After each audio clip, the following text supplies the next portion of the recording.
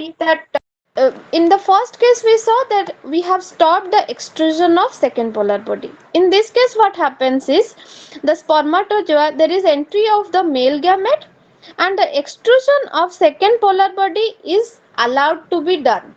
So here we do not prevent the extrusion of second polar body.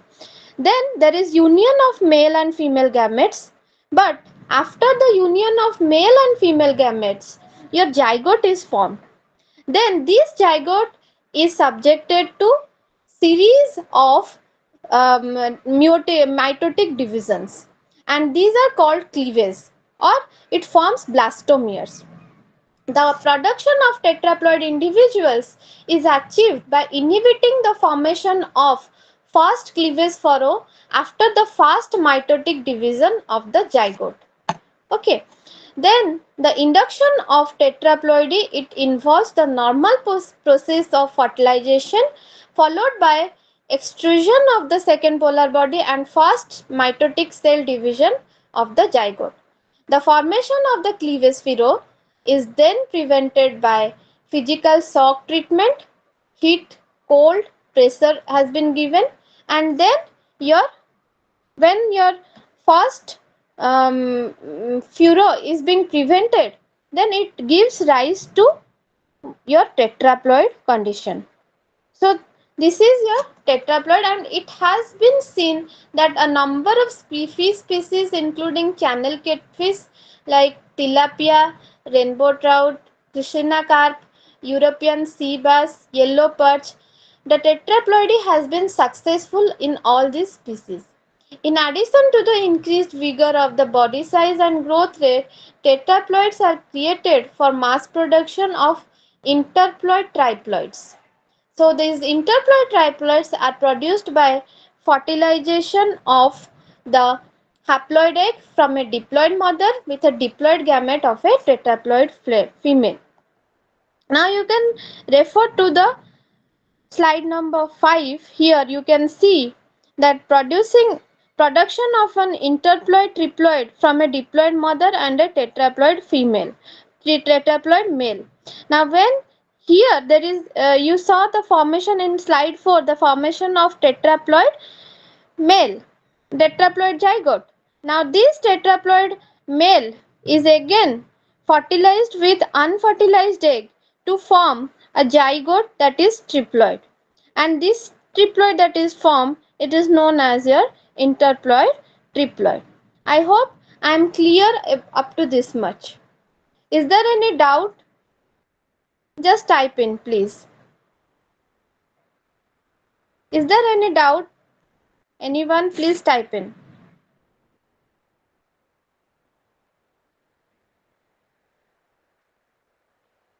Okay, thank you. So please let us go ahead then.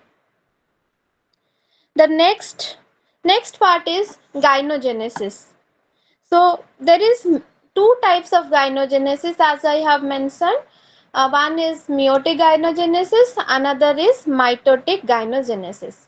The gynogenesis is a process of transferring a trait to the progeny, and it should be exclusively from the maternal parent. The progeny fish that is produced through the gynogenesis are called as gynogenes. Now, what is meiotic gynogenesis? So, meiotic gynogenesis is that process in which a total inheritance of genome is from the maternal side, and this occurs through meiotic gynogenesis, and it usually involves the complete inactivation of the paternal genome by radiation or chemical treatment of male spermatozoa. The ploidy of the zygote is retained by preventing the extrusion of second polar body after meiosis II through heat treatment, cold or pressure or chemical shock. Now let us recall what happened during the triploid condition. Exactly the same thing happens over here in meiotic gynogenesis, that again the prevention of the extrusion of second polar body after meiosis II occurs. Okay, as you can see that DNA in the spermatozoa has been inactivated. Now this inactivation process has been done by irradiation, that is through UV, X-ray and gamma ray. Now you can see the spermatozoa which has inactivated DNA, it it is entering towards the unfertilized egg, and then there is no DNA in the spermatozoa. Now when it occurs in the and it goes ahead to fertilize the unfertilized egg, then the same sequence of events they occur, but remember there is no haploid gamete inside the spermatozoa, although it will fuse with the unfertilized the end of the egg, the mature egg, but it will not uh, transfer its inheritance or chromosome into the fertilization through the fertilization process. But what happens is we have already blocked the second polar body to extrude out. Now what happens is there is 2n, and this 2n is completely from the oocyte in the process of oogenesis. But here, since we do not have any DNA from the paternal part, there will be diploid, but that diploid, the 2n are from the maternal side itself.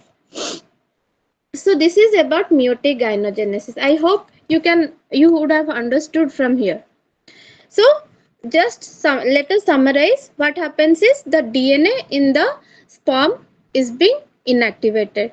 Now what is during fertilization, what happens? Now the DNA or the gamete from the male and female, they fertilize each other.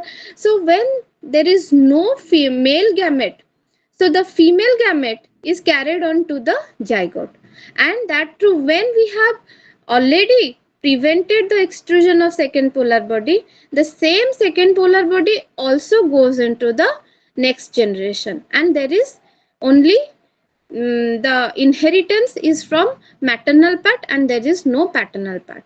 Then when we are talking about mitotic gynogenesis, the mitotic gynogens, they are also produced similarly with what we have done in the case of your tetraploid.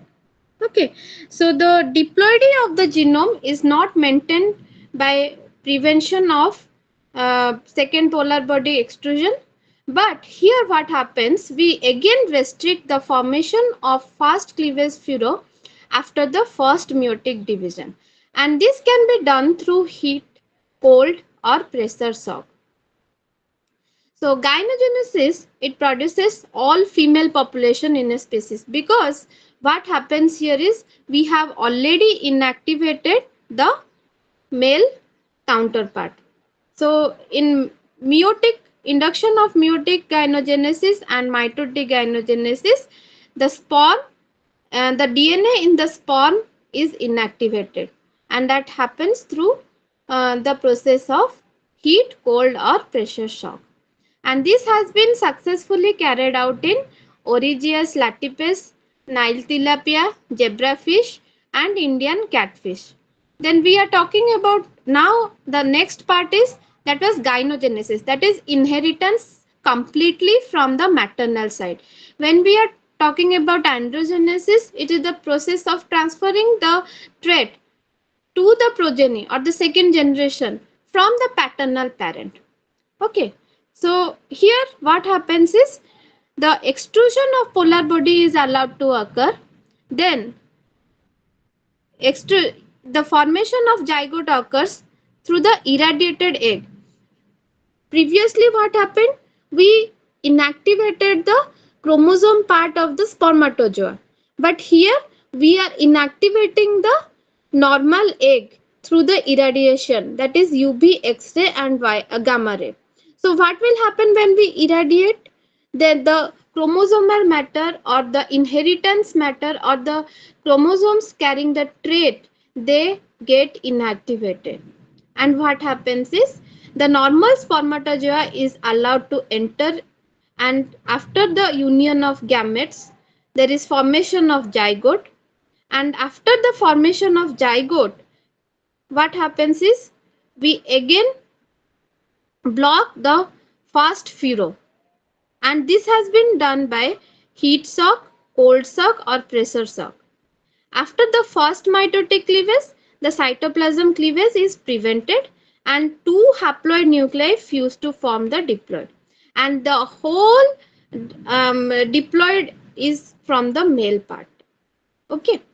So this is about your androgenesis. So your slide 8 is about androgenesis. Now let us go to the hybridization process. What is hybridization?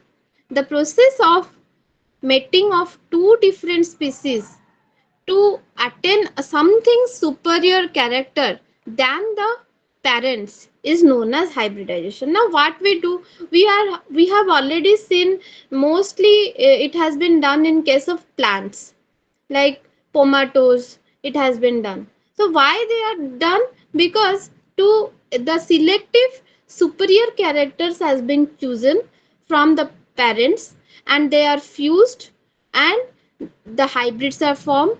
And as a result, what happens, the hybrids that are formed, they are superior from their parental character, because we would have selected the suppose the father contains the disease resistance power, paternal part, and the mother contains the growth rate power, higher growth rate power character. So if we fertilize, if we select those two parents for the hybridization process, in the process of superior fish breed formation, what we will get is an hybrid which contains both. That is, it will be containing a character which is disease resistance, and it will also be containing the character that is your what, it has growth rate, more growth rate. So both the parental character are being reflected in the hybrids. Now what is when hybrid possesses the traits, they are superior to one or both the parents, these two phenomenon is known as positive heterosis or hybrid vigor. So hybridization can be achieved in a very controlled environment through human intervention, and such practice is termed as artificial fertilization. So in this technique, induced breeding techniques or hybridization techniques, so it has been possible through induced spawning through hypophysis and some synthetic hormones. So artificial fertilization techniques such as stripping and in vitro fertilization are also being followed. So hybridization is of two types. One is interspecific hybridization, another one is your intraspecific hybridization. What is interspecific hybridization? Interspecific hybridization, it occurs between two related species or two related genera or breeds or strains. So that is called as your interspecific hybridization. But if you see those species, although they are relatively similar, but when they are genetically and geographically distinct, these individuals of the same species are hybridized, and they are called as your interspecific hybridization. So we will be discussing interspecific hybridization just a moment later. But let us discuss about the interspecific hybridization. In the interspecific hybridization, there occurs exchange of genes, and that leads to recombination of genetic material, generating offsprings with traits different from their parents. So this variation or deviation of traits from the parents, it is caused by the interaction of alternative alleles at particular locus or multiple loci. Thus, the phenotypic value of an offspring would be determined by its genetic variance. Now, what is genetic variance? Genetic variance can be defined as the sum total of dominance genetic variance. So genetic variance is of two types. One is additive, another is non-additive. So you can refer to slide number 9 now. So the genetic variance is can be calculated using the formula, that is genetic variance Vg equals to Vd. So what is Vd? Vd is the dominance genetic variance, Va is the additive genetic variance, Vi is the interactive genetic variance. So when we are talking, so it is the sum total of additive and non-additive. Additive genetic variance and interaction is the epistatic genetic variance. So additive genetic variance, it is the sum of all the alleles effect. Okay. So when we are talking about the additive genetic variance. Now there is non-additive genetic variance, that is VD. That is VD is from alleles interaction at particular locus or at each locus, while epistatic genetic variance are due to interactions of allele at different locus. Now what is interspecific hybridization program? No, it can be calculated through this formula, where genetic variance equals to Vd plus Va plus Vi. That is Vd is dominance genetic variance, Va is additive genetic variance, Vd and Vi both, the sum total of Vd and Vi is the non-additive genetic variance.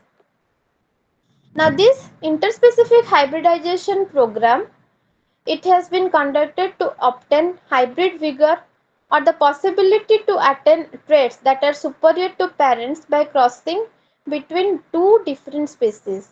Hybrids with observable traits can be taken directly for commercial fish production or the fish breeding. The phenomenon of heterosis produced in an interspecific hybridization can be used for the genetic improvement of fish species if the hybridization produces a fertile hybrid. So if a fertile hybrid is formed through this process of hybridization, then the genetic improvement of fish species becomes very significant, and this process is also can be done by a process known as genetic introgression. Then what is genetic introgression? In this process we allow a gene of one species to enter into the gene pool of another species, and this can also be done through backcrossing the interspecific hybrid with one of the parents. So this is how genetics plays a major role in the fish improvement or the fish performance. Now coming to the interspecific hybridization. In interspecific hybridization, suppose we are going, there will be a question, if you are going to appear for CSI or NET or some other entrance examination, how you can prove that interspecific hybridization helps in improvement of fish performance. So by calculating through this formula, like heterosis, it is always expressed in percentage. So how we can calculate the heterosis? Now mean reciprocal F1 hybrid, mean weight of reciprocal F1 hybrid minus mean weight of parents divided by mean weight of parents. So that mean parents will, that means that mean weight of parents, and it is into 100. Now we have taken here in the table, we have taken a hypothetical example. Suppose there are two parents, one is common carp, another is catla. The mean weight of common carp parent is 500 grams and the mean weight of catla parent is 450. Okay. Now when a hybrid vigor is being formed, that is common carp is male and catla is female, the hybrid form, the mean weight of the hybrid is 670 grams. Another case can happen when catla will be male and common carp will be female. The mean weight of the hybrid forms is 550 grams.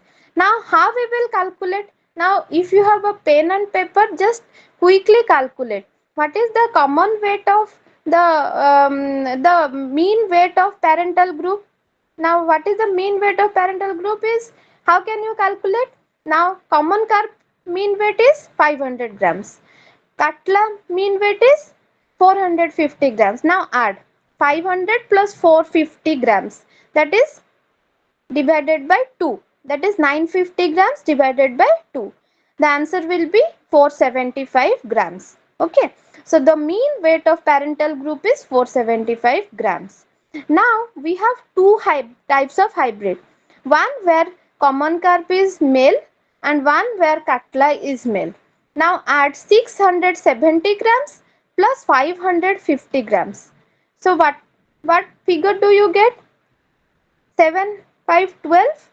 So that is 1220. So if you divide it by 2, again you will get 610 grams. Now we have got now the mean weight of parental group and mean weight of hybrids. Now how we will calculate heterosis? Now mean weight of reciprocal F1 hybrid is 610 minus mean weight of parents divided by mean weight of parents into 100, and that summarized as 28.4%. So am I clear, or is anyone having doubt? Please let me know from here. If I ask, if any questions is asked through to calculate the heterosis, you can calculate, yes or no? Is there any doubt in calculating this heterosis?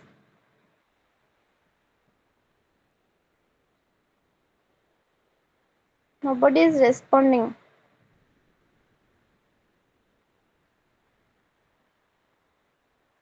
Are you people listening to me or not?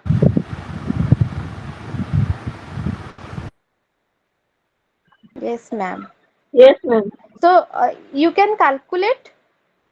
If I ask you, if I give you another problem, you can calculate the heterosis. Yes, ma'am. Okay. So you can just type in. I'm unable to hear you right now. So you can just type in. So next is the mechanism of sex reversal.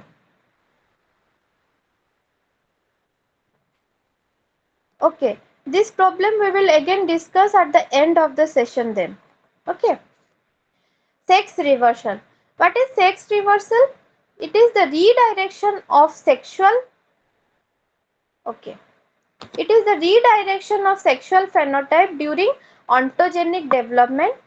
And it is also, it occurs in many fish species of aquaculture importance, which exhibit sex-related difference in growth rate and maturation period. Like, for example, in case of male, if you see there is faster growing rate than female, and if in case of females, if you see in catfishes, there is better growth of performers. So there is a differentiation of characters in both male and female. Okay. So how to make this particular thing uniform, and so that the aquaculture production will be at a very significant rate. So the use of sex control technique to modify or attain the single sex group that have been better growth performance or any desirable characters is becoming an important strategy. So the production of such single sex group or population can be achieved by manipulating the gametes and the developing embryo. So there are basically two approaches for sex manipulation. One we have already discussed, that is the chromosomal manipulation, and that is also known as your genetic approach. The other way is the hormonal treatment. In the hormonal treatment, both steroid hormones and non-steroid hormones have been widely used for producing a monosex. So these hormones, they are either incorporated in the diet of the fish during early larval phase, or they are administered directly through immersion of fish in that particular hormone bath. So if you are concentrating on the male character, you need to administer the androgen or the male hormone, and if you are concentrating on a female character, then you are going to administer estrogen or the female hormone.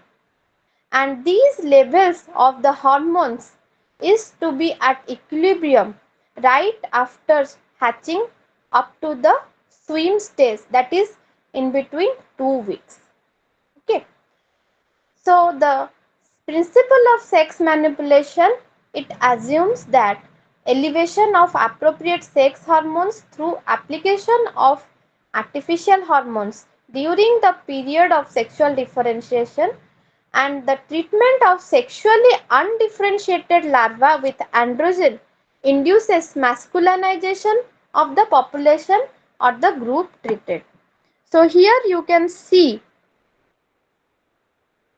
that there are some examples of hybrids with improved trait from interspecific and interspecific hybridization, that is in carps, tilapia, catfish, trouts and salmons. Now this is the list of some steroid and non-steroid hormones that has been used for the sex reversal program.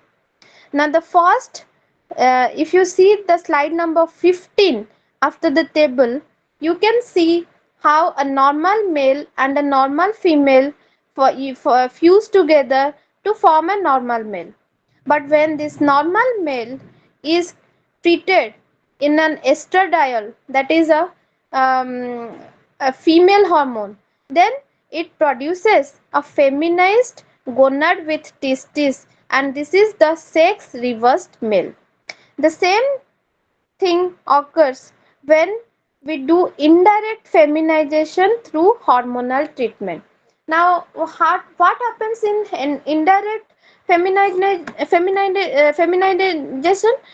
So, in indirect feminization through hormonal treatment, a normal male and a normal female, they fuse, and in the F1 generation a normal female is being produced, and this normal female, it is treated with a male hormone, and there is a and it produces a sex reversed female.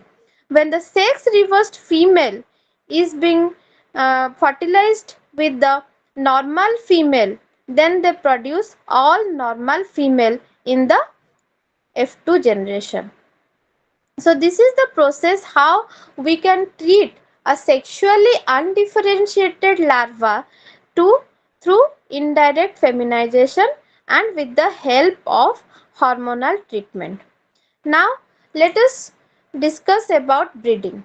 So breeding has been the oldest way or approach to generate genetic improvement in aquaculture species. So first thing that is we have to um, uh, consider in the breeding process is the selection of species and trait, and then we have to do the breeding plan, then evaluation for selective breeding is done, and the impact of selective breeding in aquaculture is being assessed. Now when we talk of selection of species and trait, firstly, the species chosen for breeding should have good economical importance. And secondly, the seed production technology for that particular species has to be well established. Now, what you should consider under selection of species and trait? First is mass selection. Mass selection रे हमें कौन करिबा ना, there is measurement of performance, केते perform करूची गोटे character, गोटे potential parent जो थिबो, जोटा तुमे चूज करिबो तार माने मेजरमेंट ऑफ परफॉर्मेंस हमें आगे देखिबा। सेटा कहा सहित मैच करबा दरकार ना, हमर ब्रीडिंग गोल कोन अछि, हमर सपोज हमें ब्रीडिंग गोल प्रथमे सेट करबा कि हमको डिजीज रेजिस्टेंस, फास्टर ग्रोइंग आउ taste good quality of flesh दरकार फिश रो। ତ ଏଇ ଯୋଉ ତିନିଟା ଆମର ଗୋଲ ରହିଲା, ଆମେ ଦେଖିବା ଏଇ ଗୋଲର ନିୟର ବାଇ ପରଫର୍ମିଂ ଇଣ୍ଡିଭିଜୁଆଲ୍ସ ଯୋଉମାନେ ଅଛନ୍ତି ତାଙ୍କୁ ଆମେ ପୋଟେନ୍ସିଆଲ ପ୍ୟାରେଣ୍ଟ ପାଇଁକି ଆଗ ଚୁଜ୍ କରିବା, ତାପରେ ଆମେ ତାଙ୍କର ହାଇବ୍ରିଡ୍ କରିବା। So we can get at least 2 character or 3 characters in one fish. Then there is family selection. Family selection कौन? Na selection of parents is done by considering the pedigree records. When we select a particular fish species or fish particular ଗୋଟେ species ଆମେ select କଲେ ହଉଛି ଗୋଟେ particular character ପାଇଁ କି ଆମେ ଯେତେବେଳେ ଧରକ for example ଆମ societyରେ ଗୋଟେ ଭଲ ଝିଅଟେ ଦେଖିବାକୁ ଯାଉଛୁ marriage ପାଇଁ କି ତ ଆମେ ଫାର୍ଷ୍ଟ କଣ ଦେଖୁଛେ ଝିଅର କ୍ୟାରେକ୍ଟର କଣ ତାପରେ ସେ କୋଉ ଫ୍ୟାମିଲିରୁ ଆସିଛି ସେମିତି ଏଇଠି ବି ଆମେ କଣ କରିବା ନା ଫାର୍ଷ୍ଟ ଦେଖିବା କି କ୍ୟାରେକ୍ଟର ଅଫ ଦ ସ୍ପିସିସ୍ କଣ ଅଛି ସେଟା ଆମର ଗୋଲକୁ ମ୍ୟାଚ୍ କରୁଛି କି ନାଇଁ then we go for pedigree analysis और पेडिग्री सिलेक्शन फैमिली केमिति अछि तार पेडिग्री रेकॉर्ड्स हमें चेक करू तापरे then we go for progeny testing progeny testing माने कोन ना the performance of the progeny माने फर्स्ट माने F1 जनरेशन हाइब्रिड प्रोडक्शन हैला परे से जो प्रोजेनी फॉर्मेशन हैला सी ठीक से परफॉर्म करूची कि नै हमको सेटा देखिया को पड़िबो then tandem selection is a method for selection of more than one character जेमते मु कहूतली आमे गोटे नै परबा किबा गोटे रु अधिक भी नै परबा then breeding plan the basic aim of a selective breeding plan is to attain the genetic gain केमिति आमे गोटे भलो जेनेटिक माने पूल पाई परिबा from existing natural population and that population जो आमे जेनेटिक गेन पाइबा सेटा जो हाइब्रिड फिश मानकर थिबो that fish gene pool should be a superior one from the existing natural population.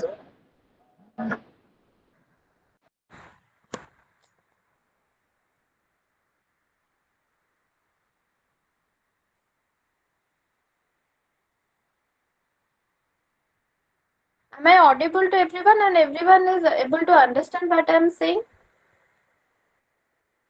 Yes, ma'am. Yes, ma'am. Yes, ma'am. Audible. Okay. So then we go for evaluation of the selective breeding method. When how we evaluate a particular selective breeding that this particular breeding is successful and this is measured through a heritability and this heritability it is defined as the expression of the degree of resemblance between its parents or relatives and it is given by the ratio of genetic variance upon its phenetic variance and this formula it is also given in your blog so please refer to that. Next let us go fast towards the we will go to the next part that is molecular markers and the tool and we will complete it soon because it is already time we have 1 hour completed so there are different DNA markers as you can see there is they are classified on the basis of location in genome and method of detection so if we consider this classification what are the significance of the molecular markers these are the DNA sequence these are they are located at some say specific locations of the genome and this for this sequence they follow the Mendel's law of inheritance from one generation to another and the molecular markers usually do not have any biological effect but they serve as identification landmarks to discriminate cells, individuals, populations and species. So what are the major DNA markers? There are RFLP that is restriction fragment length polymorphism, then AFLP that is amplified fragment length polymorphism. So what is RFLP? If we talk about RFLP, it is the variation in a homologous DNA sequence which can be detected by different length of DNA segment and it is produced after the digestion with specific known restriction endonuclease. So there is the use of restriction endonuclease over here. Then amplified fragment length polymorphism that is AFLP and it is also a technique to detect polymorphism in DNA sequences when no information of the genome is available. Now, AFLP's DNA fragments are 80 to 500 base pair in length, which are obtained after the restriction enzyme cleavage. Now, let us come to the transgenic phase part. Now, what are transgenic phase? This transgenic phase is the production of desirable traits through stable integration of, you can see I have given the complete picture of the DNA markers over here. The first one, if you see the slide number 19, it is RFLP, and this one is AFLP. So like this, all this has been also, these photos has been taken from your block 3. You can refer to those diagrams while studying. So next is the transgenic phase. What we do is, in the transgenic phase, we go for the production of desirable traits through stable integration of foreign DNA segments into fish, crustaceans and mollusks. As we have already discussed, aquaculture is not about only fish. We can also incorporate other aquatic animals into this. So the use of DNA inserts from the bacteria, virus, birds, mammals and fish is being done, and it has also raised some concerns owing to the social acceptance.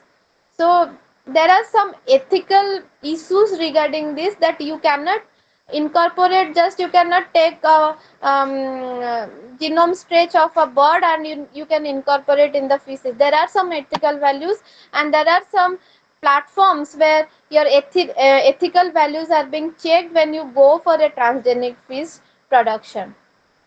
So according to FAO, all fish genetic resources for aquaculture and captured fish are termed as FIGR, that is the fish genetic resource. And in all the aquaculture statistics of FAO, though farm macroalgae, they fall under the definition of plant genetic resource, and they are not included in the FIGR, that is the fish genetic resource. So similarly, if we talk about the farmed aquatic amphibians, reptiles, birds and mammals, they are also considered as the livestock, and they are not taken to be a part of FIGR, that is fish genetic resource, but they are included in the farmed animal genetic resource. So India is one of the mega biodiversity hotspot regions of the world, and according to the National Bureau of Fish Genetic Resource Database of Fish Biodiversity, more than 2,553 species belonging to 948 genera, 230 families and 39 orders are documented from natural waters of India, out of which 2,245 species are indigenous and 291 exotic fin fishes, along with the availability of huge germplasm repository, especially the native and the endangered fish species. So this is, we have completed the block 2 remaining part. Now we will start with the block 3, and the first unit is fish as food. So when we are talking about fish as food, so every household, we are all habituated that fish, in the coastal area house, we are habituated that fish is a major staple part of our food, and more than 60% of the world population, they consume fish as the primary source of protein. So the fish proteins, these are of very high quality with a 5 to 15% higher bioavailability and than those of plant resources. When we consider about the fish fat, they are considered as treasure oil due to the rich content of polyunsaturated fatty acid, especially the omega-3 fatty acids. So for many of the health issues, the doctors also advise the fish cod liver oil for the intake of many patients, for those who suffer from skin related disease or some bacterial disease. So this has been also suggested. So it is of very it is of importance of the pharmaceutical purpose. So this class of omega fatty acid, when we talk of omega-3 fatty acids, it is linked with the immense health benefit of visual and cognitive development. It also has some antioxidant properties, anti-cancerous properties, anti-atherosclerosis property, and also immune booster properties. So in this unit, we are going to describe the nutrient content of the fish as food. So the fish is consumed in variety of ways. Mostly it is consumed as cooked food, salted, raw or processed. When we are defining about the nutritive value of the fish, no distinction in nutritive value is made among fresh, frozen or thawed from the frozen raw fish in most of the literature and data gathered. So generally we see that fish is being marketed as fish fillet or it is cut into fish sticks. So if you see this particular slide, that is 23, it is a stick cutting. So fish fillets, it is available in the market as the frozen fish. You have seen, if you have seen like salmon, frozen salmon, that is imported from the Norway. So Norwegian frozen salmon, it comes in fillets, but what we get in our local markets, it is sticks. Okay, so just differentiate between fillets and sticks. Sometimes it is also being confused that what is fillet. Fillet, is it with skin or it is the muscle with skin, or it is the muscle without skin. So somewhere it is regarded as muscle with skin is also a fillet and muscle without skin is also a fillet.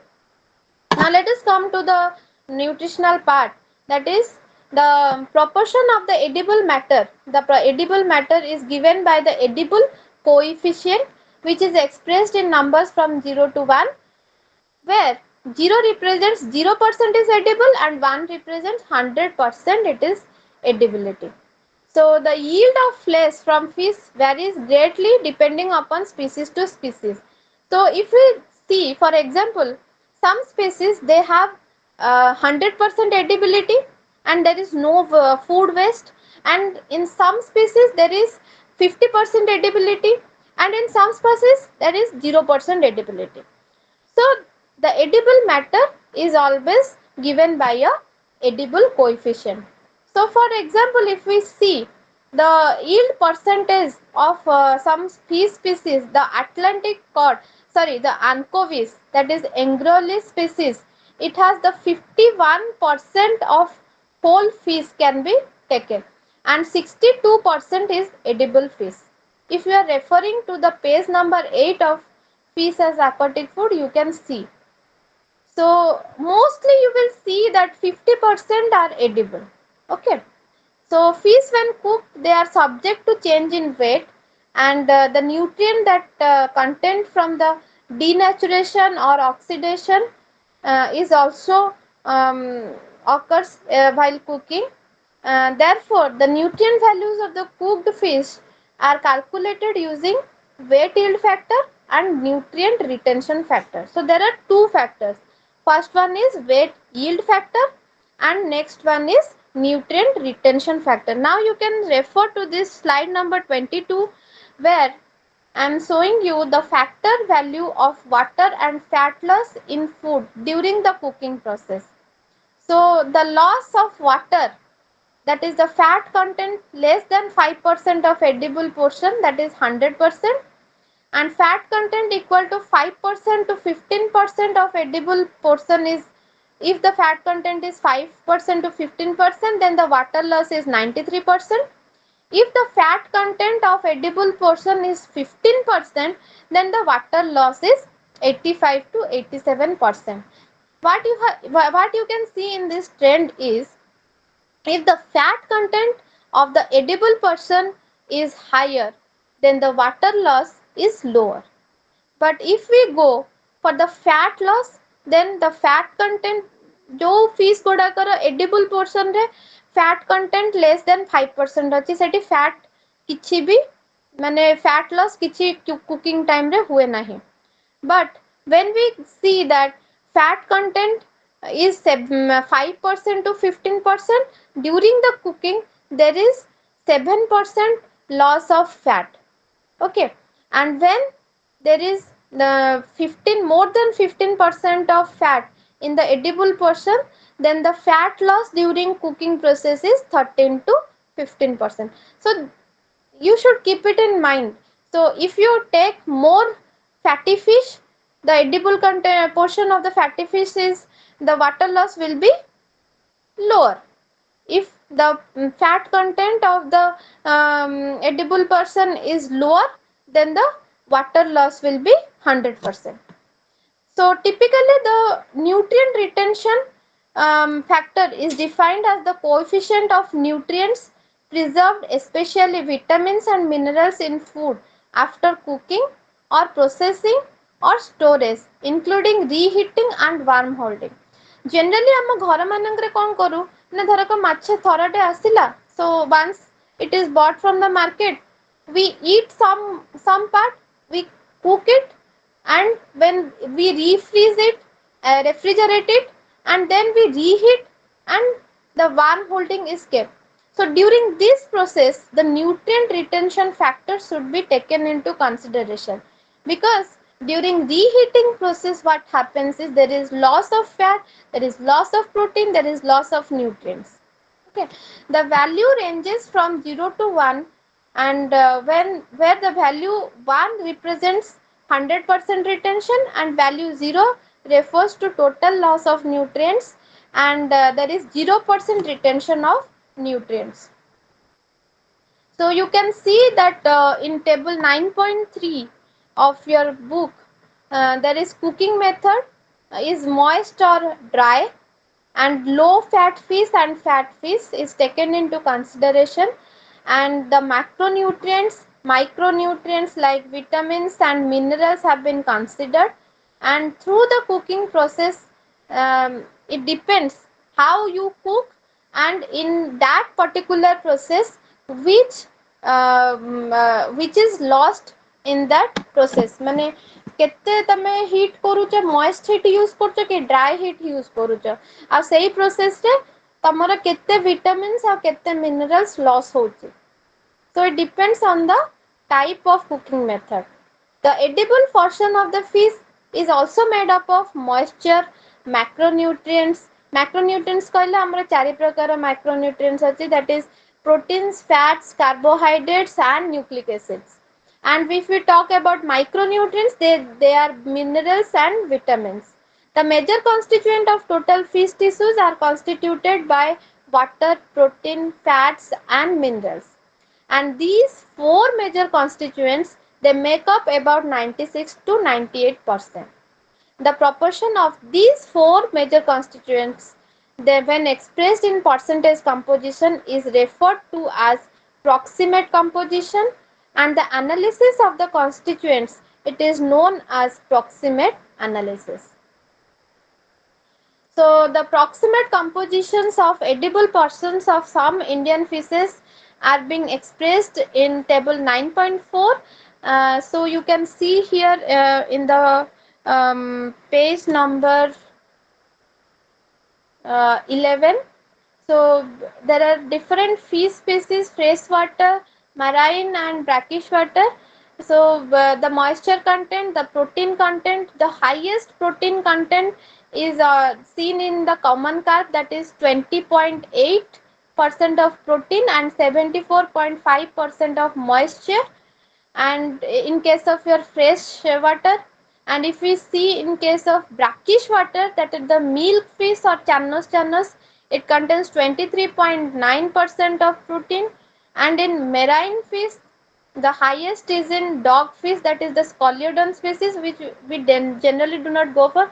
Mostly we go for marine species is the pomfret, and it contains 20.2% of protein.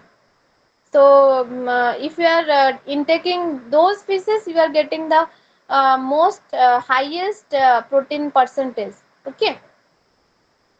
Now when we come to the energy, the metabolizable energy values of the nutrients from the edible portion of fish are calculated through a Atwater factor, and it has been designated by FAO 2003. And this is the metabolizable energy conversion factor expressed in kilojoules per gram or kilocalories per gram. So in the figure 9.5 you can see that table in the page number 13, the conversion factor is being given. So the energy from the proximate composition of nutrients in the edible portion can be calculated using those conversion factor. And if you calculate the energy kilocalorie of per 100 gram of edible portion, that equals to total protein per gram per 100 gram of edible portion into 4 plus total gram per 100 gram of edible portion into 9, and the carbohydrate analyzed into 4 and fiber into 2. So if you multiply and calculate these factors, you can get how much energy you can get from a edible portion of a fish. Now the total, it also contains moisture, and along with energy it contains moisture.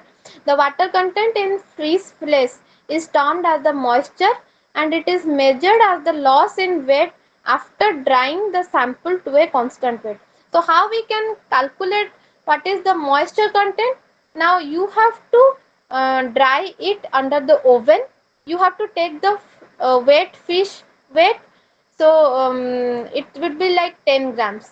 So you put it in an oven, you dry it for 24 hours until the sample is constant weight, it shows a constant weight. Then you subtract that dry weight from the wet weight, and you will get the moisture content of the fish flesh. Now total nitrogen and protein content, the most this is measured through the Geldal method, where total protein equals to total nitrogen, which is calculated through the Geldal method. It is multiplied through a factor, that is 6.25. Then next is the total fat content. The total fat content is assessed through the Soxhlet method through the use of single or mixed solvent. And in this you the proximate composition, it refers to total lipid, that is your triglyceride, sterols, phospholipids and other related compounds.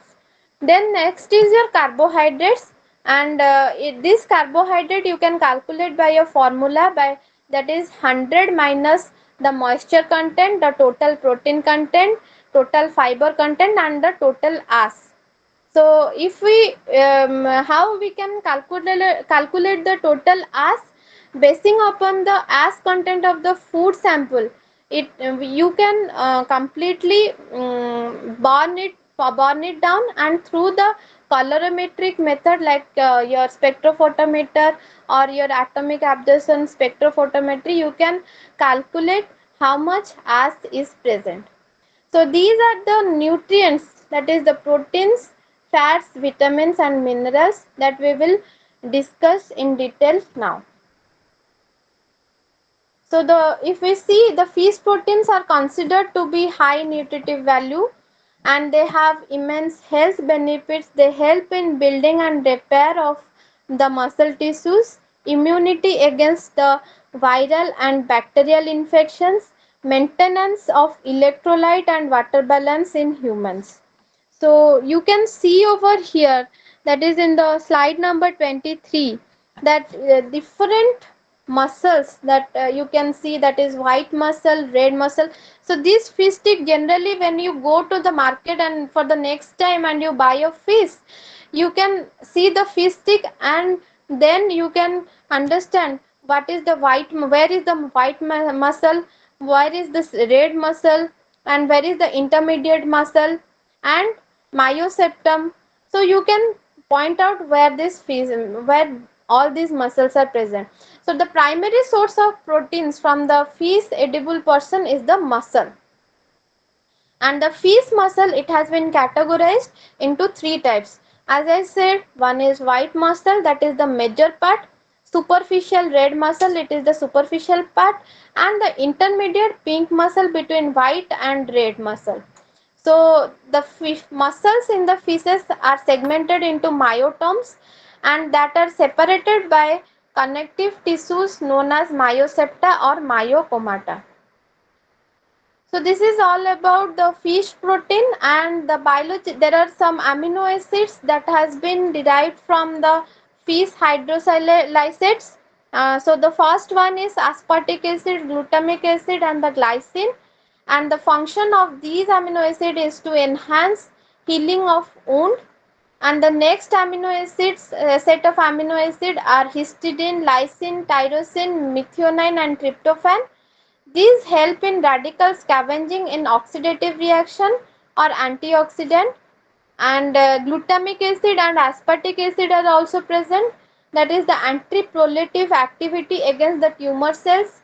Then next is aspartic acid, leucine, glycine and proline and along with glutamine, where this helps in the cytotoxicity phenomenon against the cancer cells. So in table 9.7 you can see the essential amino acid composition in fish muscle protein of some commercially important species, and the next part is lipids. So all of you know what are the lipids.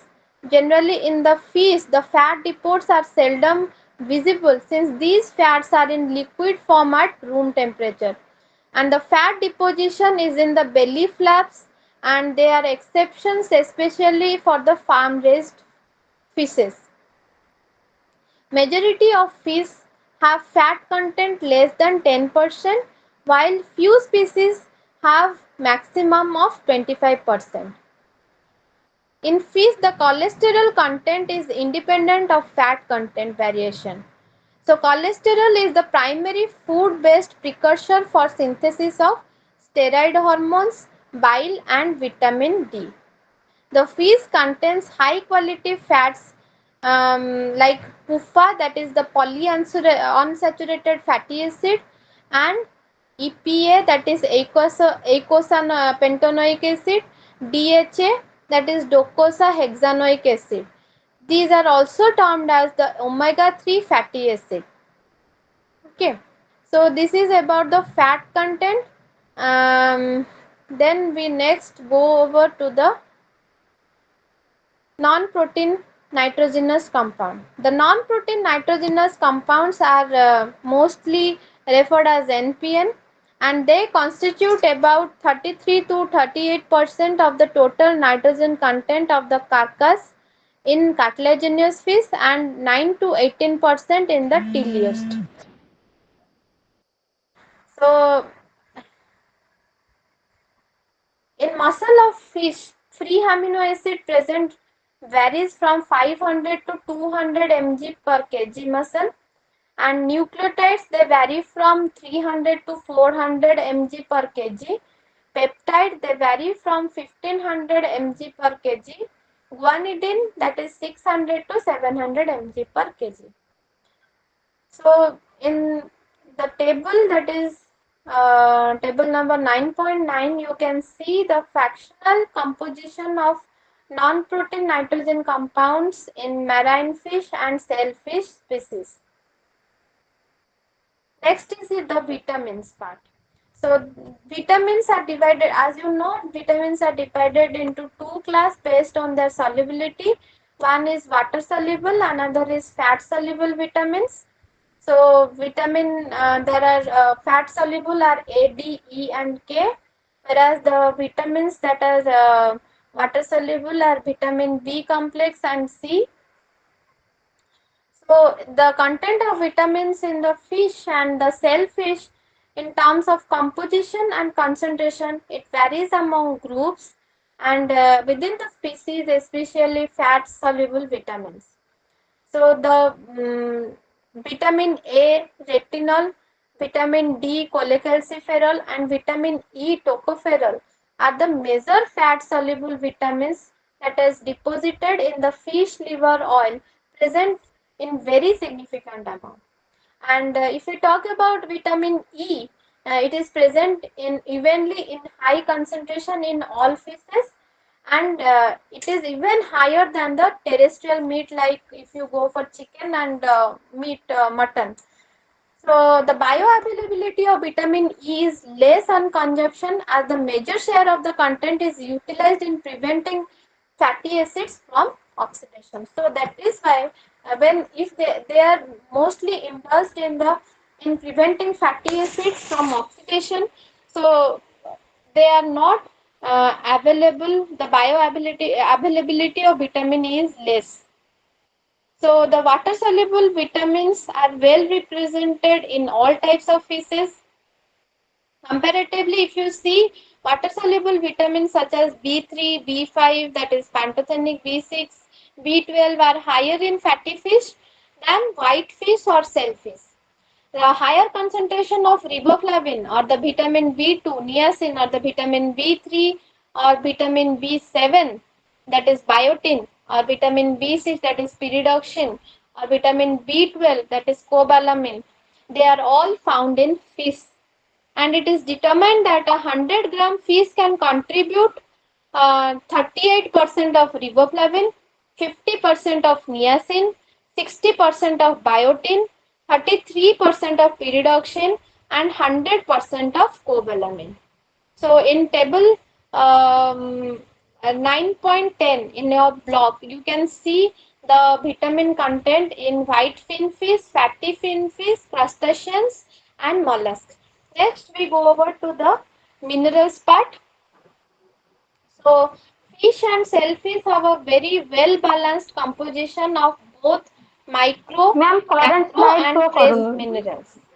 So the if we see the minerals which are commonly found in finfish and shellfish are mostly the sodium, potassium, magnesium, calcium, iron, zinc, copper, selenium, chromium, molybdenum, and iodine. So, as much as so, we are aware of the important role of minerals that play a significant role in human health. So, according to the research data, it has been assessed that 100 gram of fish flesh can meet the daily requirement of potassium, that is 30 to 55% of potassium, 13 to 22% of magnesium, 100% of calcium, 60 to 62% of phosphorus, 27 to 30% of iron, 100% of zinc, and 28% of manganese. So if the daily requirement is 100%, so these are how 100-gram fish flesh can suffice.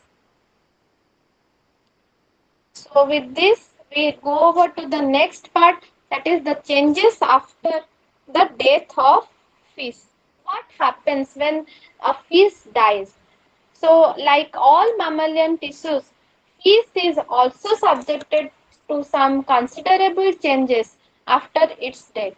That is, the blood circulation and brain control stops, resulting in cessation of anabolic process, and it starts a series of irreversible changes in fish.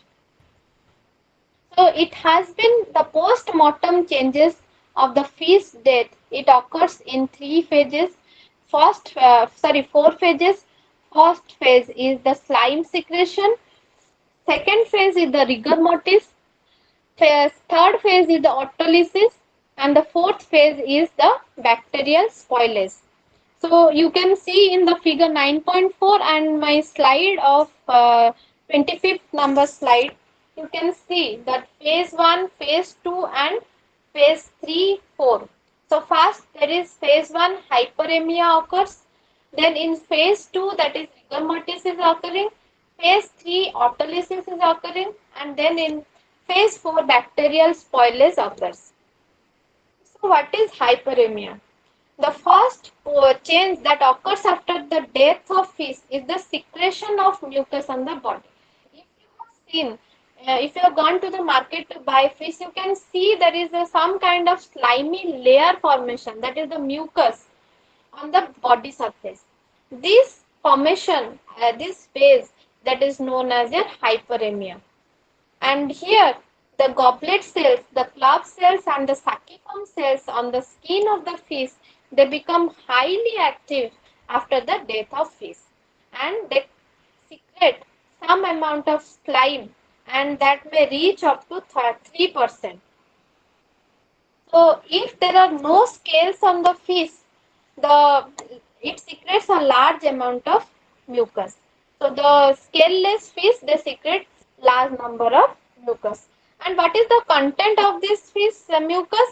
It composed of glycoprotein and non-proteinaceous nitrogen compounds and fats.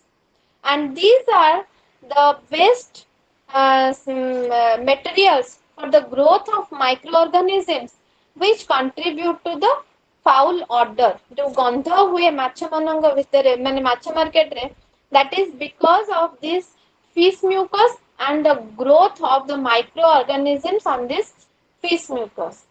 Then the next phase is the rigor mortis. The rigor mortis is the phenomenon of stiffening of fish body for a certain period of time after death. So the this stage has been divided into three phases. One is rigor mortis, and the post rigor mortis. Okay, so you can go through how much time these three phases will take. Then next we will go to autolysis. Then what is autolysis? Autolysis is the process of fish tissues which break down by its own enzymes or simply self digestion. That means after all this phase, that is hyperemia and rigor mortis, the fish tissues, they start to break down, and that occurs by its own enzymes. So when we keep the fish in ice, then the enzyme work stops. That is why uh, freezing the fish after its death helps in the preservation of fish. That is because the enzyme or the self digestion process is prevented. So that is why fishes are stored in a low temperature while transportation after death. Then the building block of fish tissues are proteins, fats, carbohydrates, and nucleic acids. So these are broken down by its own enzyme into simpler compounds, and that leads to destroying the integrity of fish body. Now the proteins, they break down into amino acids. Then if there are glycogen, they break down into glucose, nucleic acid, they break down into free nucleotides, and the fats, they break down into glycerols. Okay, so the onset of autolysis, that starts after the death of fish, it peaks after the post rigor mortis phase. So I told that there were three phases. One is pre-rigor mortis phase, rigor mortis phase, and the post-rigor mortis phase. So autolysis starts in the post-rigor mortis phase. Then next, the predominant enzymes that are involved in this autolysis process are protease, and these protease, they act in the fish gut and muscles. They bring about extensive softening of the tissues. Okay, so the next enzyme is the cathepsin. That is an important class of enzyme. They are acid proteases, and they are present in the lysosomes. All of you know that lysosomes are the suicidal bags. Okay, so they are responsible for the protein breakdown at the site of injury.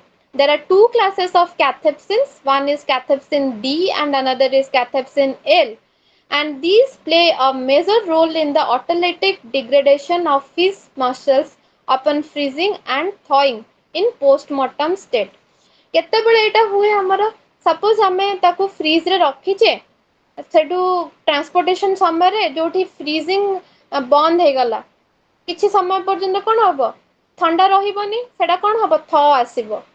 ତ ଏଇ case ଗୁଡାକରେ କଣ ହୁଏ ନା, ଯୋଉ ଅଟୋଲିଟିକ ଡିଗ୍ରେଡେସନ ହୁଏ ସେଇ ଟାଇମରେ, so these two classes of cathepsin, they come into play. Then another proteolytic enzyme is calpians, and it is known as calcium activated factor. They act on the actin and myosin molecules that are present in the Z line of fish muscle. The Z line of protein in the fish myofibrils, they are maintained by a connective tissue that is mycomata. I told myocomata. So myocomata, these are like collagens. These are type 1 and type 5 collagens, and collagenase enzyme that is secreted from the liver in finfish and hepatopancreas in shellfish. They break down these connective tissues, and these enzymes are matrix metalloproteinase. So this is about the autolysis part. Now next is the bacterial spoilage. So in living state of fish, there are also bacterial infection, but this is carried to a very amplified manner after the death of the fish. In the northern hemisphere region, if you see, the bacterial genera are dominated by Flavobacterium, Pseudomonas, Moraxella, Acinorobacter, Alteromonas, Vibrio, and Cytophaga. But in the southern hemisphere, subtropical and tropical regions, gram-positive bacteria such as Micrococcus, Bacillus coriniform, and Achromobacter dominate the bacterial population. So major spoilage occurs through these genera. The bacterial spoilage in certain species of fish sometimes produces toxins histamine, and this histamine that is produced from the essential amino acid histidine mainly by the bacterial species Klebsiella pneumoniae and Morganella morgani and Hafnia albi. So this is about the bacterial spoilage after death, but we will also study about the bacterial infections that occurs when the fish is also alive in the fish health and infection part. So this is about your fish as food. So the about the nutrition and nutrition of fish you can just go through since we have no time. Just I am discussing that in this unit you will read about the this is very important, and you should focus on the nutritional requirement of the fish basing upon the protein, lipids, carbohydrates, vitamins and minerals, and different feeding techniques that has been developed, and the role of probiotics and prebiotics in fish nutrition. So you may go through this part, like what all is required for the fish intake, and there is also an important part, there is energy budget and formulation of fish feed, which generally comes in exam, how you can stepwise calculate the proportion of fish meal and how it is made, and the feeding technique which depends upon the feed conversion ratio. So you have to focus on these major parts. So let us summarize this in just 5 minutes. So I will take just 5 minutes to summarize this one, then we will go to the most important part, that is the infection part. So the dietary lipids are a major part of the fish diet, and the utilization of carbohydrate in diet by fin and shellfish is lower than the terrestrial animals, and like proteins and fats, carbohydrates also serve as an additional source of energy and also serve as precursor for amino acids and nucleic acids. So vitamins are also complex. The first phase we discussed what fish gives us. In this phase we are discussing what a fish needs to be alive. Okay. So also vitamins, minerals, they are needed, and the energy intake is the fundamental nutritional basic requirement for all life processes, and also it is needed for the fish. The artificial fish feed, it consists of various raw material ingredients that are incorporated to provide needed nutrients for growth and sustenance. And one of the basic considerations of feeding fish is the feed conversion ratio. And this feed conversion ratio, it depends on the fish body weight and the amount of feed used for the fish feeding. Similarly, another index is also used, that is the feed conversion efficiency, which is defined as the percentage of weight gain per amount of feed used. Then the early larva and the fry period is considered very crucial at the developmental stages, wherein the endogenous feeding from the yolk deposit gets exhausted and the exogenous feeding is the only source of nutrition. So as far as it was in the larvae condition, so it will depend on the yolk, but after it gets adjusted, it will depend on the feeding that is externally supplied. Therefore, it is very important that we should keep in mind the proper nutritional supplementation for the survival and growth. The most common method of feeding is dispensing the feed by hand. So you should use your hand for dispensing the feed. So there are feed pellets which can be done by hand or mechanical aids. Then there are different types of feeding devices that has been also developed. There are several types of demand feeders, however their basic principles remains the same. Then new strategies of increasing productivity through improved growth, health and disease resistance using microorganisms have been developed. So prebiotics are the feed ingredients which are usually non-digestible in nature, but they bestow beneficial effects to the host growth or gut biota or pathogen resistance, immunity and feed conversion. So with this, you can go through all the terminal questions, and next we will go to the fish health part. So in this part, we will be discussing about the infection and diseases in fish. There are different types of diseases: viral diseases, bacterial diseases, fungal diseases, and parasitic diseases. And also there are some routes of pathogen entry in the fish, that is the virus, bacteria, fungi, parasites, how they enter into fish. And also there has been vaccines that has been developed for the use against these diseases. So let me just see up to this. Do you have any doubts,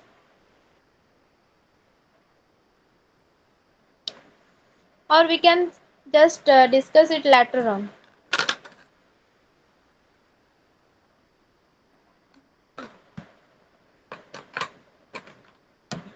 Okay.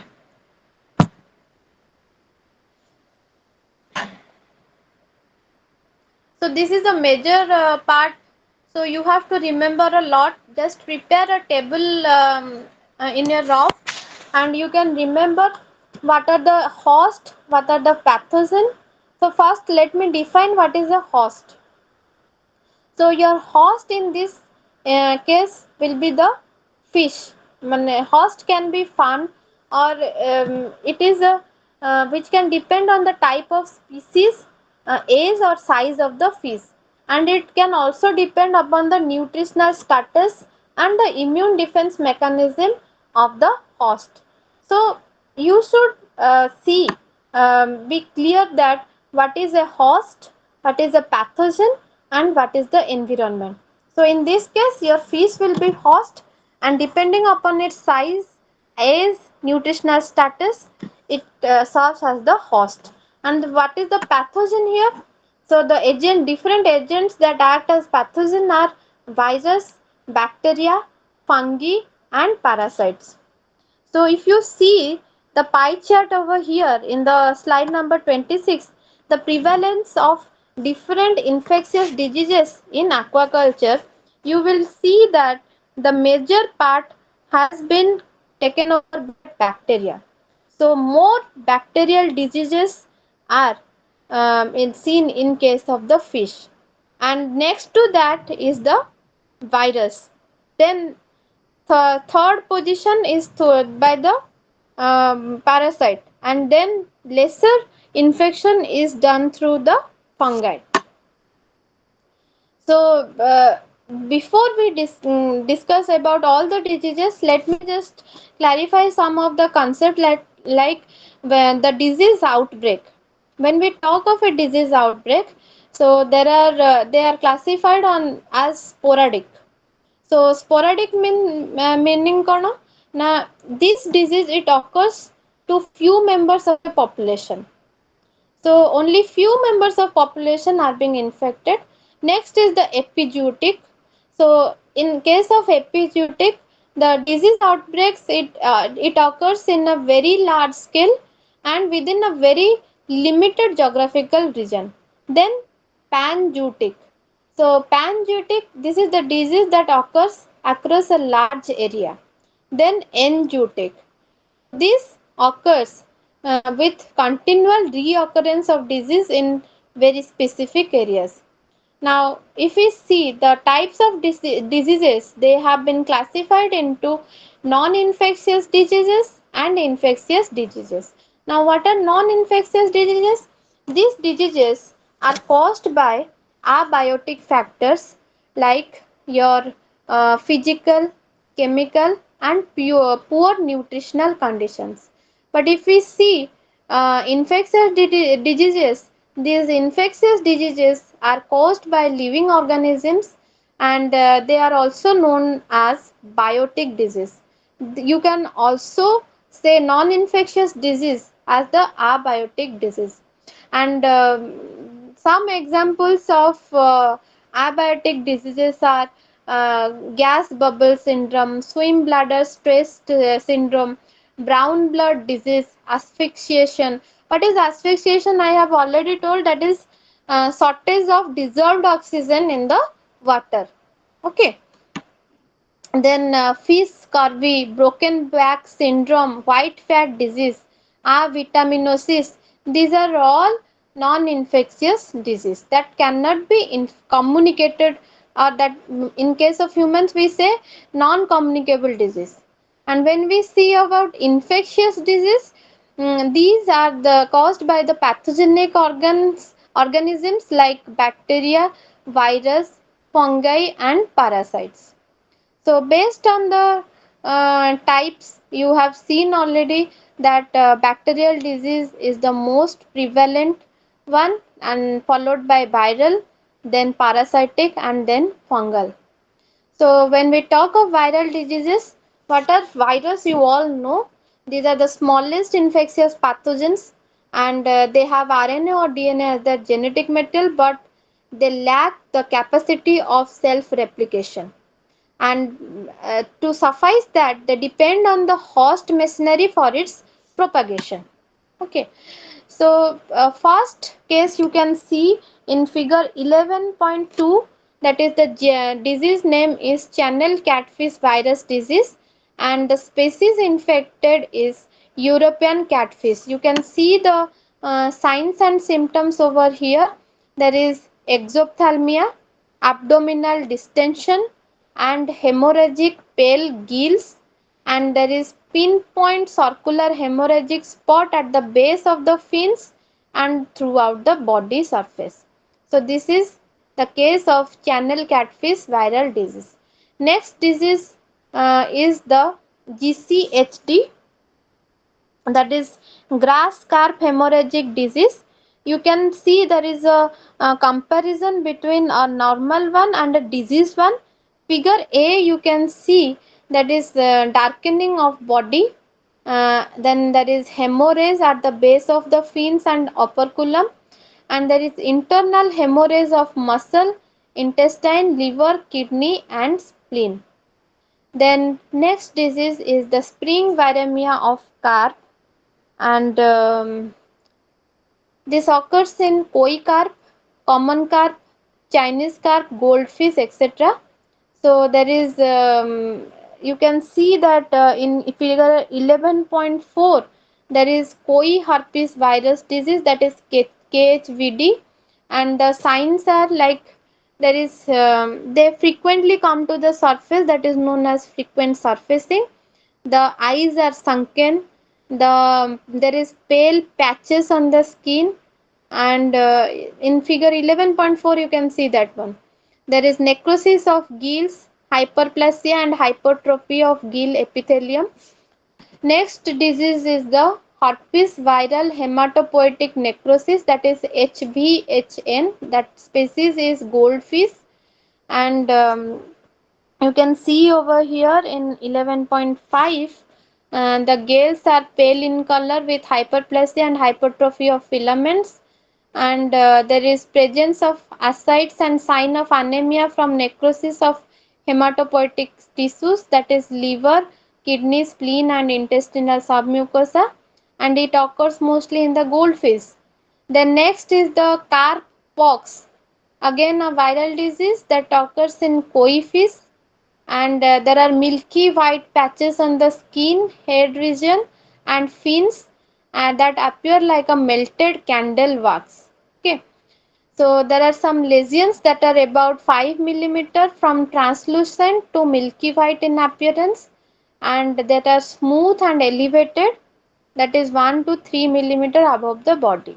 Then these are about the viral diseases. Some viral diseases just we discussed right now. Next we see in the slide number 30 is the bacterial diseases. So all the bacteria in the environment, first let me clear you, are not pathogenic. Some are even beneficial. So you can see that bacteria exist in three different forms. One is cocci, one is bacilli, another is spiral, and they can be classified on into two groups based on their gram staining response, that is gram positive and gram negative bacteria. Then the complexity of the bacterial integument is found to be associated with the pathogenicity of the strain. So the first, let us go on to the disease. The first disease is the columnaris disease, that you can see the picture over here is in salmon, but it also occurs in goldfish, common carp, rohu, tilapia, mullet, channel catfish, etc. What are the signs? You can see the symptoms. There is lesions are circular with appearance of spreading in all directions from a single focus. The lesions on the skin are more necrotic and develop into hemorrhagic ulcer. And then the infected fish die from respiratory difficulty due to gill lesion. So these are some symptoms. Next is the disease that we are talking is Edwardsella septicemia in mullet. The you can see the caudal part here. It is affected in common carp, tilapia, mullet, channel catfish, etc. The symptoms are the skin lesion in the dorsoventral region of the body. The lesions develop into convex swollen area of abscesses, and the skin loses its pigmentation. You can see the caudal part has already lost the pigment. Now, the incision of the skin releases foul smelling gas. Histologically, Edwards cirrhosis is characterized by focal necrosis extending from muscle, liver tissues, and hematopoietic tissues to perforate abdominal wall.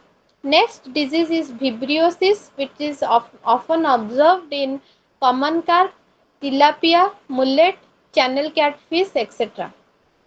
Then the signs and symptoms are the appearance of dark spot in the on the dorsum of the fish with the loss of appetite, and there is presence of edema in abdomen or preorbital region.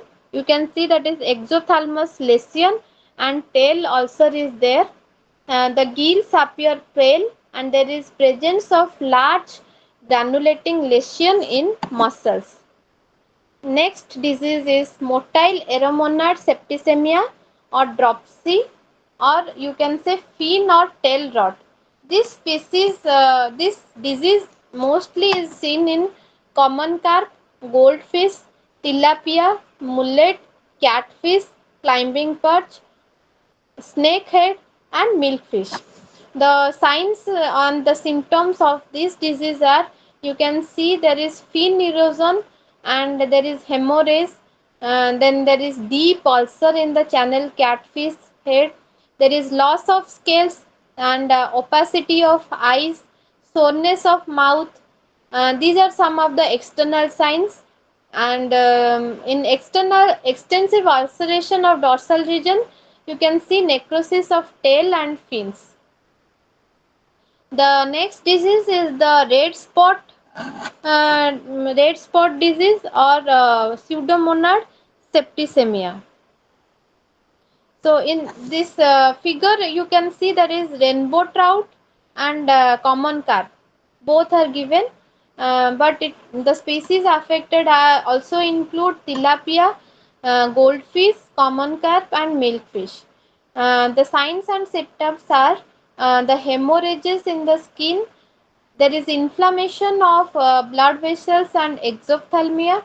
There is oozing of blood and slime from the fish body, and there is accumulation of reddish fluid in peritoneal cavity, that is greenish to yellowish liver coloration. Next disease is bacterial kidney disease, and this occurs mostly in the salmonid family. The signs and symptoms include the darkening of the skin and exophthalmia with lethargic movement. There is accumulation of turbid yellow fluid in the abdominal cavity. The kidney is enlarged and swollen with the formation of cyst in the posterior kidney. The next disease is the piscine tuberculosis or mycobacteriosis, and it is often seen in tilapia, um, your Siamese fighting fish, that is Beta splendens, salmonids, annabas, and accipenser. So the most common signs and symptoms that is seen is skin ulceration, that is discoloration of skin, and scale loss. There is necrosis of fins, and the skeletal and muscular deformities with presence of nodules in the muscles, edema, white nodules in liver, spleen, or heart, and grey white lesions in most organs. Next, we come to the fungal diseases. So, this is the after the mycobacteriosis, we come to the fungal diseases part. And the first disease we will discuss is ichthyosporidiosis. That is named after the sporidiosis disease, and ichthyo means fish. So it affects mainly the trouts, cods, herrings, groupers, and flounders. And most commonly, this disease, the fish affected with this disease, they show erratic swimming, and there is swollen abdomen, and you can see there are white nodules in the muscle, and white nodules in the liver are also present. If you can see, there is clearly, you can see these nodules are about 2 millimeter in diameter, and it is observed in the spleen, kidney, and liver. Then the next disease is branchiomycosis, and this affects mostly the common carp, goldfish, and tilapia. Here, the gills appear pale in color and start rotting, and there is proliferation of fungal hyphae and necrotic patches in the gill lamella. So, there are other fungal disease you can go through. Next, we will discuss about the parasitic disease. First is the whirling disease. So this whirling disease, it is affecting the carp, mullet, eel, snakehead, climbing perch, Myxopulus species. And the causative organism is the Myxopulus species, and the signs and symptoms are melanization of the caudal region of the fish body, and there is formation of cyst on gills, skin, and internal organs, and there is rupture of the cyst which produces thick milky exudates. The next disease is chilodonnellasis, and this affects the common carp, tilapia, and most cyprinids. And the causative organism is Chilodonella. So the signs and symptoms, they include the infected skin shows bluish white opaqueness, and there is appearance of pimples or smallpox like appearance, and around the pre-dorsal fin to post-opercular region and around the dorsal fin. Then next disease is costiasis or ichthyobodiasis. This affects the fry and fingerlings of freshwater species, and the causative organism is Costia species. And what you can see the symptoms is listless swimming, anorexia and typical flushing behavior, and there is a bluish gray film covering on fish body due to increased mucus production and hyperplasia of epidermal epithelium. So like this you can see there are different diseases. You just see the disease, the host and the causative organism, and 2 to 3 signs and symptoms. So you prepare a table of disease caused name, species affected, the causative organism and the signs and symptoms. It will be easier for you to remember. Then you can also go through the common fish pathogens and the routes of pathogen entry in the fish. Like virus, mostly they enter or get transmitted through ingestion of contamination feed or waterborne, and through the infected fish and parasite. They are also occurred through the zooplanktons, and there are some animal vectors like parasitic invertebrates, birds, and wild fishes, which can also transmit some virus. And mostly the Cyprinus herpes virus too. The route of entry is through fish body, through the gills, and this is through the oral entry at the pharyngeal periodontal mucosa. So you can remember all this, how different bacteria or virus they enter into the fish body. So you just prepare a table and it will be easier for you to remember. With this we complete the fish health and nutrition part. So now we can discuss if anybody has any doubt. Ma'am, I have one doubt. I have written it in the message.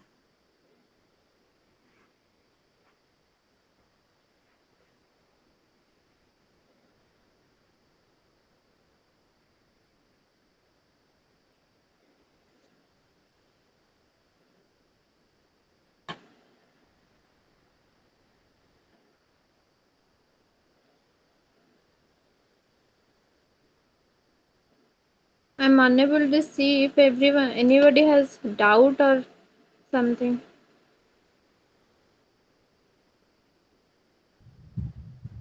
Ma'am, what is the difference between hello? Hello. Hello,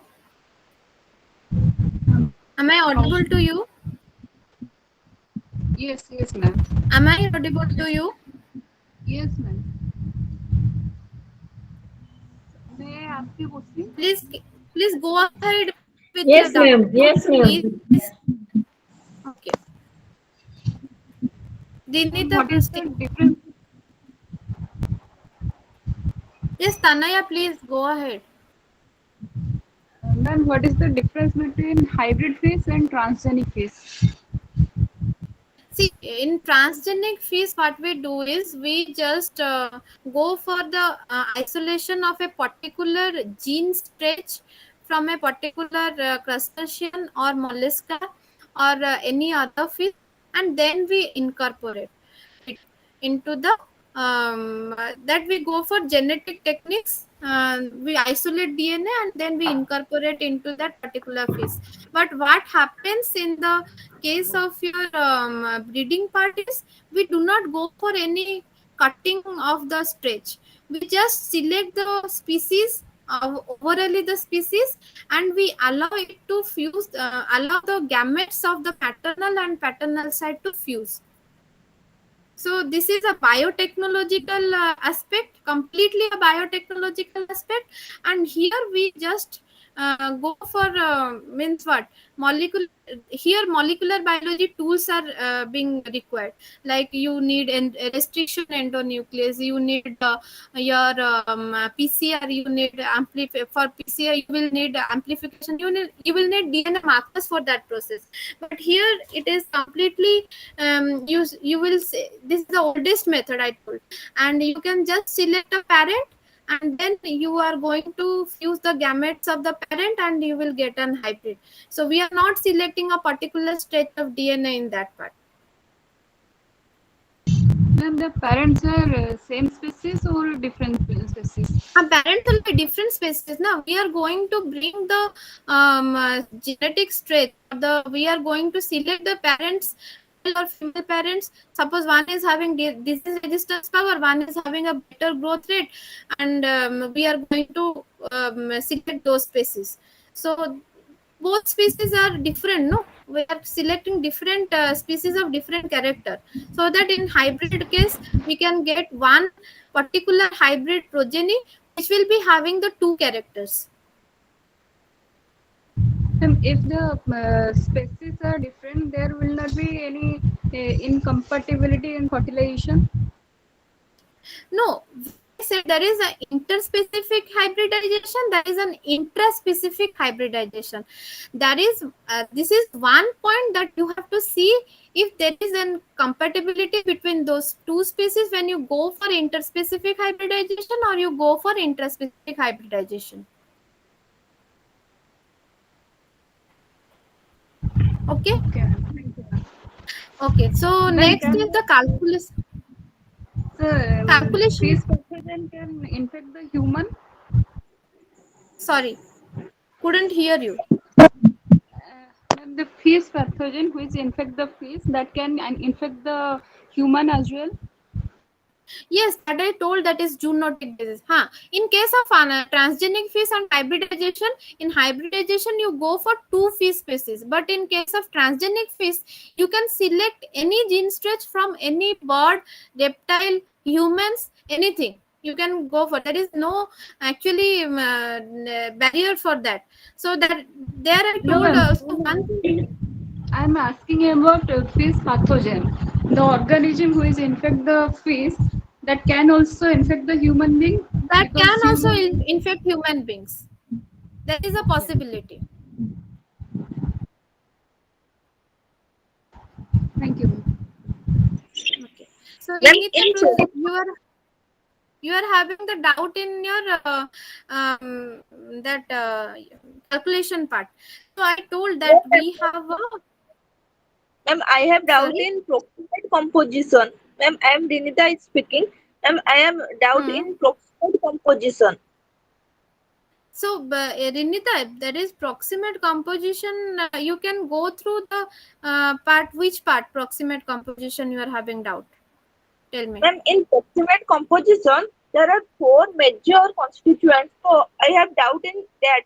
We have four major constituents: water, protein, fats, and mineral, or carbohydrate, vitamin, non-protein, nitrogen compound, or vitamin. Sorry, could not get you. Ma'am, in proximate composition, we have four Hmm. major constituents. So I have We doubt have in four that. major constituent. One is water, that is your moisture part. Then that is total protein part. Okay. Then fats part, and then there is us. And carbohydrates, vitamin, non-protein, nitrogen is part. All that Yes. are Huh. coming under. And they They are also also coming. come on. They also come under the nutrient assessment part, but they are not the four major part. So when we speak about four major biomolecules, we speak about proteins, fats, then carbohydrates and nucleic acid. But when we talk of nutrients, then nutrients, there are no four major part. Okay. So Okay, ma'am. we go for proximate analysis. If we go for proximate analysis, four major aspects are there. That is moisture content, ash content, your energy, and your fat content, and nitrogen, non-protein nitrogenous compounds, and protein, and your total protein. So there is difference between these four aspects. When we talk of biomolecules, there are four aspects. When we talk of nutrients, there are several aspects. Then when we talk of four major biomolecules, we discussed one after one: proteins, lipids, vitamins, and minerals. Right? Okay. Ma'am, here four major components are protein, water, fats, and minerals. No, no. When we are talking about four, it's not about four. This is four biomolecules. Okay. Then when we are talking about the major aspects, that includes your energy. First is your energy, then is your moisture content, then is your total protein, then is your fat content, and then is your mass. There are five parts. Okay, that is the proximate composition. Just go through the block, you will find there is proximate composition ର ଗୋଟେ ଅଲଗା ଅଛି ଆଉ biomolecule ପାଇଁ କି ବି ଅଲଗା ଅଛି. Okay, ma'am. Hmm. Okay, so I think we have come to an end. So let us end up here. I don't think I will let you know. They will let you know about the next one. I need one more class to be taken. Yes. Is ma'am ଆପଣ someone speaking? Hello हाँ ma'am ଆପଣ PPT ଟା PPT ମୁଁ share ଦେବି. କରିବେ କହିଥିଲେ। हाँ ମୁଁ PPT ଦେବି କିନ୍ତୁ ଆଉ ଗୋଟେ କ୍ଲାସ୍ ସରିଗଲେ ମୁଁ ସବୁ ଯାକ PDF କରିକି ପଠେଇଦେବି. ଆଜ୍ଞା ma'am. But let me have a talk with the person who is concerned with this that I need one class that was suspended on the first day due to the technological problem. So I will let you know. They will let you know that that class will be rescheduled once again. Ma'am, I have sent you the mail ID through which Yeah, you I can. have seen.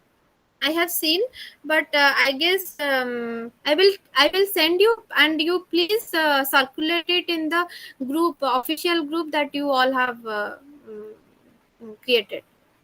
Yes, ma'am.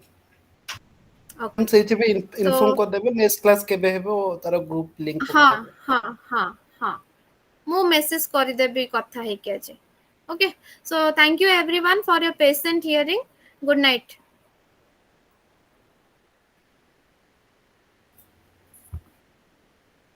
Thank you, ma'am.